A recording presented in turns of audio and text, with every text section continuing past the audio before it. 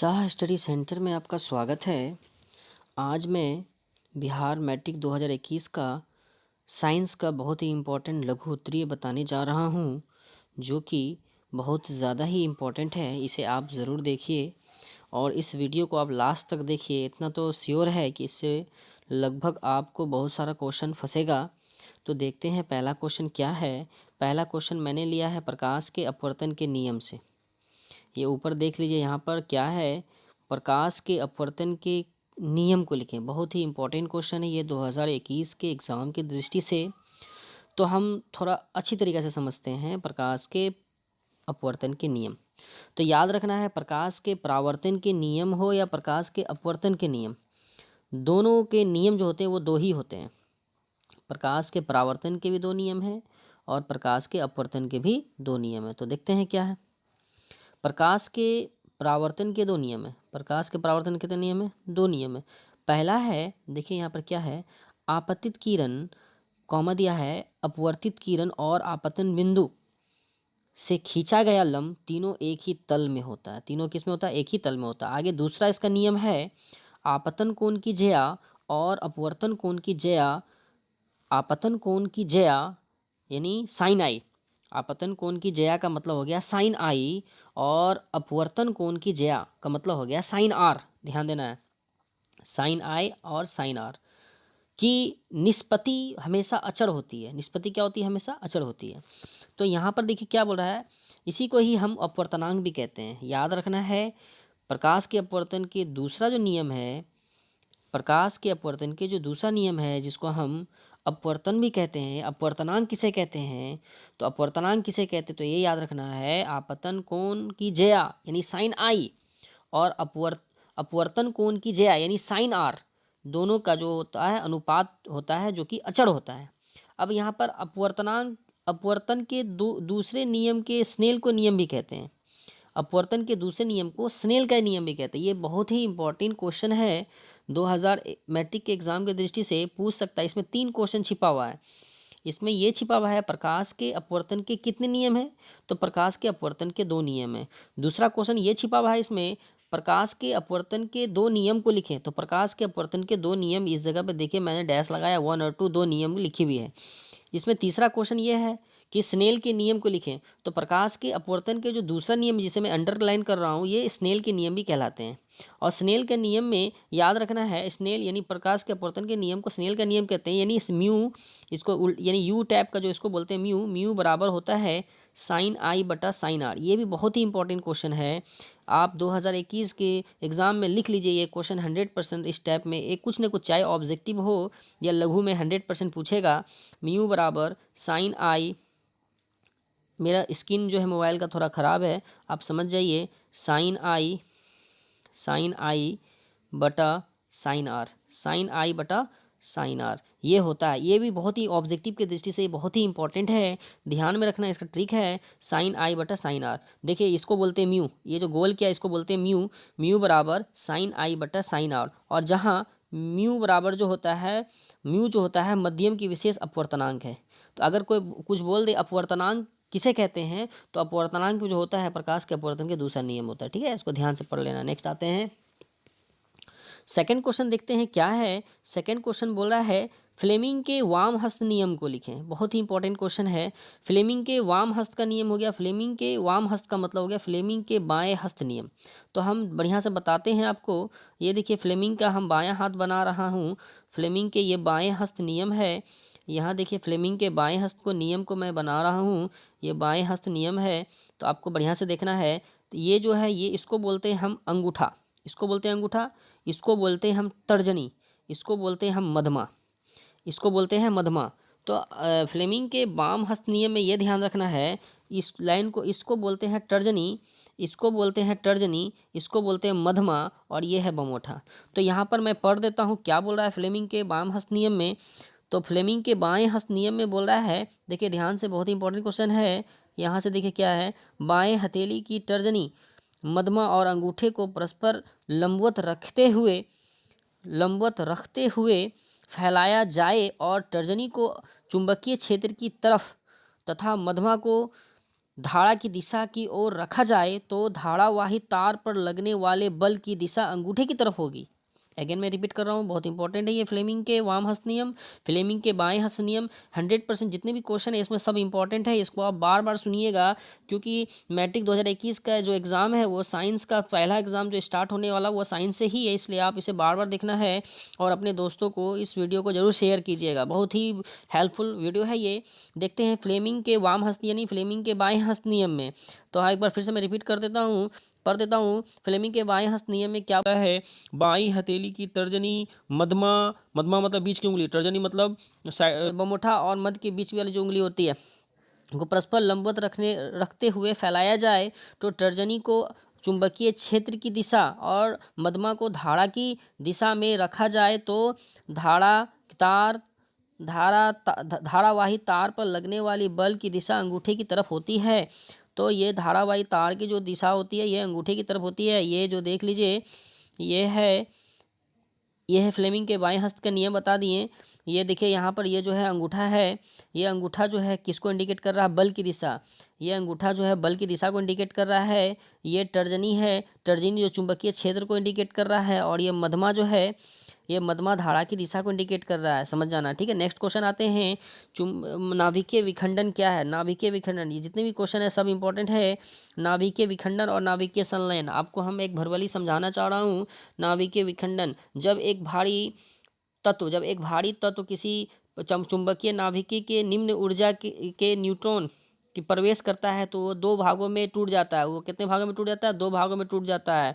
तो जब दो भागों में टूट जाएगा भारी मात्रा में, तो उसी को बोलते हैं नाभिकीय विखंडन। फिर से मैं अगेन रिपीट कर रहा हूँ, किसी भारी तत्व को जब दो भागों में, जब किसी कारण से दो टुकड़ा में बढ़ जाता है उसी को नाभिकीय विखंडन कहते हैं।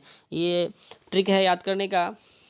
तो ऐसे अगर देखे जाए तो किसी भारी तत्व यानी भारी तत्व में आ गया यूरेनियम थोरियम और प्लूटोनियम। यूरेनियम, थोरियम और प्लूटोनियम ये भारी तत्व है। ये जो है भारी तत्व, ये भारी तत्व जो है परमाणु के नाभिक में निम्न ऊर्जा न्यूट्रॉन में प्रवेश करते हैं तो ये नाभिक को दो टुकड़े में तोड़ देता है। और ये दो टुकड़े में तोड़ देने से जो विखंडन होता है उसी को बोलते हैं नाभिकीय विखंडन। और नाभिकीय विखंडन जो है भारी मात्रा में ताप ऊर्जा उत्सर्जित करती है। नाभिकीय विखंडन जो है भारी मात्रा में क्या उत्सर्जित करती है, ताप ऊर्जा, याद रखना है। नेक्स्ट क्वेश्चन है, ऊर्जा के उत्तम स्रोत किसे कहते हैं। तो ऐसे अगर देखा जाए ऊर्जा भरवली अगर समझिएगा तो इस तरीके से ऑरली समझना है। ऊर्जा के उत्तम स्रोत उसे कहते हैं जो ऐसी ऊर्जा यानी उसे उत्तम ऊर्जा कहते हैं जो जो अच्छी मात्रा में कम आयतन में वो अच्छी ऊर्जा हमको दे, कम यानी कम खपत में अच्छी ऊर्जा दे, उसी को हम उत्तम ऊर्जा कहते हैं। जैसे बुक इसके अकॉर्डिंग देख लेते हैं, ऊर्जा के उत्तम स्रोत किसे कहते हैं, प्रति एकांक आयतन और प्रति एकांक द्रव्यमान अधिक कार्य करे। क्या है, फिर से बोल रहे हैं, प्रति एकांक आयतन और प्रति एकांक क्षेत्र द्रव्यमान अधिक कार्य करे। यानी कि इसका मतलब ये हुआ कि जैसे कि उत्तम ऊर्जा स्रोत वही हो गया जैसे कि कोयला हो गया, एक बहुत अच्छी किस्म की कोयला है। वो कम कोयला को ही अगर हम जलाएंगे तो बहुत देर तक जलेगा और ज़्यादा ऊष्मा देता है, ज़्यादा अच्छा ऊष्मा देता है, उसी को उत्तम ऊर्जा कहते हैं। तो अगर इसके अकॉर्डिंग जाए, प्रति एकांक आयतन एवं प्रति एकांक द्रव्यमान अधिक कार्य करता है। यानी अधिक कार्य का मतलब होता है कम में ज़्यादा वो हमको लाभ दे। उसके बाद क्या, ये सरलता से और सुलभता से मिल जाए। यानी उत्तम ऊर्जा वो है जो कि हमको आसानी से कहीं भी आसानी से मिल जाए और सस्ते दाम में मिल जाए, उसी को उत्तम ऊर्जा के श्रेणी में रखा गया है। जैसे भंडारण, ऐसा ऊर्जा जिसको हम भंडारण आसानी से और परिवहन मतलब आसानी से एक जगह से दूसरी जगह ले जा सकें, वो भी उत्तम ऊर्जा के श्रेणी में आएगा।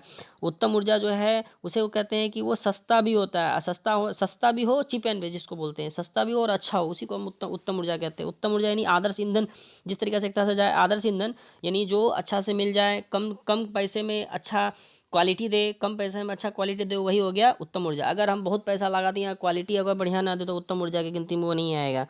ठीक है, नेक्स्ट आते हैं। नेक्स्ट है विद्युत विभव और विभवांतर में अंतर। विद्युत विभव और विभवांतर में अंतर, यहाँ देखते हैं क्या बोल रहा है। विद्युत विभव इकाई धन आवेश को अनंत से विद्युतीय क्षेत्र के किसी बिंदु तक लाने से जो कार्य संपन्न होती है उसी को हम क्या कहते हैं, विद्युत विभव कहते हैं। फिर से अगर मैं रिपीट कर रहा हूँ, देख लीजिए क्या है, ये जूम कर दिया हूँ। विद्युत विभव किसे कहते हैं, इकाई धन आवेश को अनंत से विद्युतीय क्षेत्र के किसी बिंदु तक लाने में संपादित कार्य को उस बिंदु उस बिंदु पर का विभव कहते हैं। विभव का एसआई मात्रक वेरी वेरी इंपॉर्टेंट वोल्ट होता है। विभव का भी एसआई मात्रक वोल्ट होता है और विभवांतर का भी एसआई मात्रक वोल्ट होता है। ये ऑब्जेक्टिव के लिए इंपॉर्टेंट क्वेश्चन है। विभव का भी एसआई मात्रक वोल्ट होता है, विभवांतर का भी एसआई मात्रक वोल्ट होता है। अब देख लेते हैं विभवांतर का डिफिनेशन क्या बोल रहा है। विभवांतर किसे कहते हैं, यहाँ ध्यान देना है। दो बिंदु के बीच के विभवों के अंतर को विभवांतर कहते हैं। दो बिंदुओं के बीच के विभवों के अंतर को विभवांतर कहते हैं। विभवांतर का भी एसआई मात्रक वोल्ट होता है। नेक्स्ट आते हैं प्रतिरोध। प्रतिरोध किसे कहते हैं, यहाँ ध्यान देना है। बहुत ही इंपॉर्टेंट क्वेश्चन है, बहुत ही इंपॉर्टेंट क्वेश्चन है ये 2021 की दृष्टि से। जब परिपथ, यहाँ ध्यान देना है, जब परिपथ में, यहाँ ध्यान देना है, जब परिपथ में विद्युत धारा बहती है, यानी जब तार से विद्युत धारा बहती है तो चालक के अंदर उपस्थित इलेक्ट्रॉनों का आवेश के टक्कर के फलस्वरूप ऊष्मा ऊर्जा उत्पन्न होती है और धारा के बहने में रुकावट डालती है। यानी धारा के बहने में जो रुकावट डाले, याद रखना है, यानी करंट को, यानी तार से जो विद्युत धारा बहता है उस धारा को बहने में जो रुकावट दे उसी को हम बोलते हैं प्रतिरोध। ठीक है, आगे देखते क्या। अतः प्रतिरोध का ऐसा गुणधर्म जो किसी चालक इलेक्ट्रॉन के प्रवाह का विरोध, यह विद्युत धारा के प्रवाह को नियंत्रित करता है। विद्युत धारा के प्रवाह क्या करता है, नियंत्रित करता है। इसे ही हम प्रतिरोध कहते हैं। प्रतिरोध का एसआई मात्रक ओम होता है। प्रतिरोध का एसआई मात्रक क्या होता है, ओम रहता है, ओम होता है। ओम को इस तरीके से लिखते हैं, ये ओम हो गया, ये क्या हो गया, ओम हो गया। ठीक है, नेक्स्ट क्वेश्चन आते हैं, क्या है, प्रत्यावर्ती धारा और दिष्ट धारा। तो बढ़िया समझना है, प्रत्यावर्ती धारा किसको बोलता है और दिष्ट धारा किसको कहते हैं। तो प्रत्यावर्ती धारा को बोलते हैं हम एसी यानी अल्टरनेट करंट। प्रत्यावर्ती धारा को बोलते हैं हम एसी यानी अल्टरनेट करंट और दिष्ट धारा को हम बोलते हैं डीसी यानी डीसी का मतलब होता है डायरेक्ट करंट। तो हम भरवली समझते हैं, एसी किसको बोलते हैं, डीसी किसको बोलते हैं। तो एसी मतलब प्रत्यावर्ती धारा, जो हम लोग घर में जो यूज़ होता है हमारे घर में, वो एसी है यानी अल्टरनेट करंट है। और जितने भी बैटरी वगैरह है, जितने भी बैटरी, जितने भी सेल हैं, चाहे वो घड़ी का सेल हो या मोबाइल का सेल हो या घर में जो लगा इन्वर्टर उसका सेल हो या गाड़ी में जो लगा बैटरी उसका सेल हो, वो सभी डीसी की गिनती में आएगा, जिसको हम दिष्ट धारा कहते हैं। दिष्ट धारा यानी डीसी, डीसी का मतलब हो गया डायरेक्ट करंट। तो अंतर देख लेते क्या है यहाँ पर, ऐसे भरभली आप समझ गए होंगे। घर में जो यूज़ होता है वो प्रत्यावर्ती धारा, कितने वोल्ट, 220 वोल्ट, याद रखना है। घर में जो यूज़ होता है कितना वोल्ट, 220 वोल्ट। देखिए क्या है आगे, अंतर देख लेते हैं। बहुत ही इंपॉर्टेंट क्वेश्चन है, ये सब मार्वेलस क्वेश्चन है, लास्ट तक देखना है वीडियो को। तो प्रत्यावर्ती धारा और दिश धारा में अंतर, तो ऐसे एग्जाम में लिखना है, प्रत्यावर्ती धारा और दिश धारा में निम्नलिखित अंतर है। प्रत्यावर्ती धारा और दिश धारा में निम्नलिखित अंतर है। तो पहला अंतर देख लेते हैं, यहाँ देखिए, यहाँ इस जगह पे, ठीक है। धारा का मान तथा दिशा समय के साथ बदलता है, यानी प्रत्यावर्ती धारा जो है का मान जो और दिशा जो है समय के साथ बदलता है। और दिश धारा देखिए यहाँ पर, केवल दिश धारा का परिमाण बदलता है। परिमाण बदलता है। दिश धारा का केवल क्या बदलता है, परिमाण बदलता है। लेकिन प्रत्यावर्ती धारा का क्या बदलता है, मान और दिशा दोनों बदलता है।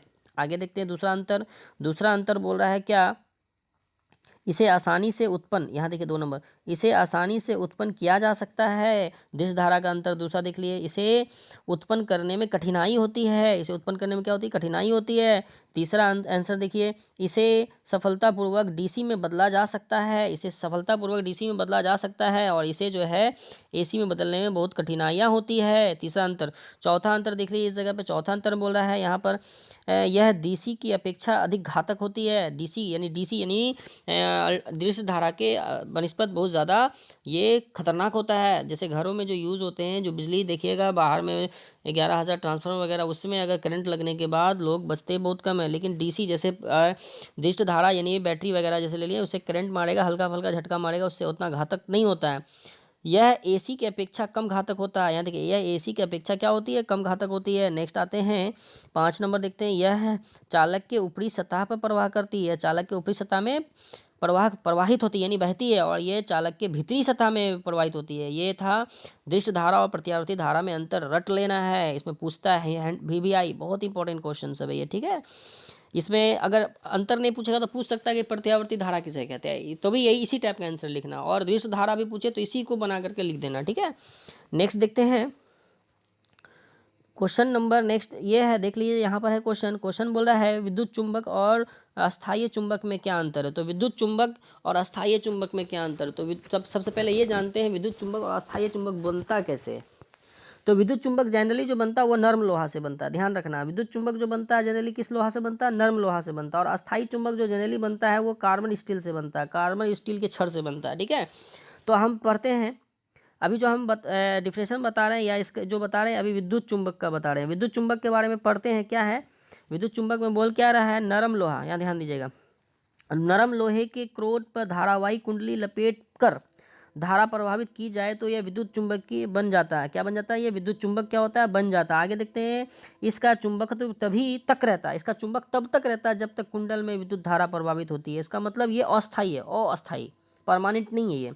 यानी जब तक करंट रहेगा तब तक चुंबक रहेगा। जैसे घंटी, विद्युत घंटी, जैसे कि जब तक उसमें करंट रहेगा तब तक विद्युत घंटी स्विच देंगे तो बजाएगा। यानी कि ये विद्युत चुंबक, यानी कि विद्युत धारा जब तक रहेगा तब तक इसमें चुंबकीय प्रभाव रहता है। इसी को विद्युतीय चुंबक कहते हैं, जिसको अस्थायी चुंबक भी कहते हैं। और अस्थायी चुंबक देख लीजिए यहाँ क्या है।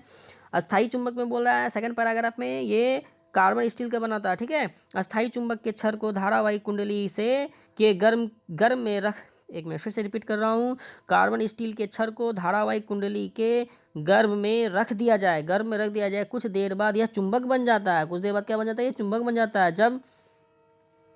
जब धारा का वहना बंद कर दिया जाता है तब भी यह छड़ अपने चुंबक तो त्याग नहीं करता है। जब धारा बंद भी कर दिया जाएगा तब भी इसमें चुंबक का जो गुण है वो खत्म नहीं होने वाला है। इसी को बोलते हैं हम अस्थाई, परमानेंट चुंबक, यानी मैग्नेट। नेक्स्ट आगे आते हैं, देखते हैं अवतल दर्पण और अवतल दर्पण। ये क्वेश्चन नंबर नेक्स्ट देखते हैं, बहुत ही इंपॉर्टेंट क्वेश्चन है। इसमें दो क्वेश्चन छिपा हुआ है, एक उत्तल दर्पण, अवतल दर्पण और समतल दर्पण को बिना छुए आप कैसे पहचानेंगे, और दूसरा क्वेश्चन इसमें यह है कि उत्तल दर्पण अवतल दर्पण को आप छू कर कैसे पहचानेंगे। तो जनरली हम भरभली आपको बता सकते हैं। इसको ऐसे समझना है कि अवतल दर्पण का क्या होता है? परावर्तक सतह क्या होता है? अवतल दर्पण का परावर्तक सतह धसा हुआ रहता है। अवतल दर्पण का परावर्तक सतह जो होता है वो क्या होता है? धसा हुआ होता है। अवतल दर्पण का परावर्तक सतह धसा हुआ होता है और रंगीन सतह क्या होता है? उठा हुआ होता है। ये अवतल दर्पण है। इसको बिना छुए हम देख के बता सकते हैं कि अवतल दर्पण का ये परावर्तक सतह क्या है? धसा हुआ है और रंगा हुआ भाग उठा हुआ है। उत्तल दर्पण का क्या होगा? उत्तल दर्पण का क्या होगा? परावर्तक सतह उठा हुआ होगा और रंगा हुआ भाग जो होता है वो धसा हुआ होगा उत्तल दर्पण का। और समतल दर्पण का क्या होगा? समतल दर्पण का परावर्तक सतह भी प्लेन होगा और रंगा हुआ भाग भी प्लेन होगा। यही हो गया, बिना छुए हम बता सकते हैं उत्तल दर्पण, अवतल दर्पण और समतल दर्पण में क्या फ़र्क है। अब हम इसी का दूसरा टाइप बताना चाह रहे हैं कि बिना छुए अब अवतल दर्पण को कैसे पहचानिएगा। तो बिना छुए हम अवतल दर्पण को इस तरीके से पहचानेंगे कि अवतल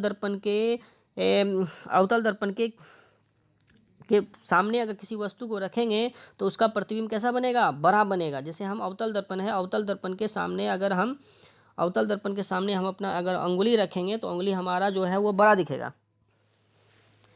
अवतल दर्पण के जब सामने हम कोई अपना उंगली रखेंगे तो बड़ा दिखेगा, और उत्तल दर्पण के आगे जब हम अपना उंगली रखेंगे तो क्या दिखेगा? वो छोटा दिखेगा। तो समझ आना, उत्तल दर्पण है। और समतल दर्पण में क्या होगा? जो हमारा जो ये होगा वो ना बड़ा दिखेगा ना छोटा दिखेगा, वो बराबर दिखेगा। तो समझ जाना ये समतल दर्पण है। तो इसमें आपका लिखा हुआ है, आप देख लीजिएगा, ठीक है। आगे देखते हैं क्या है।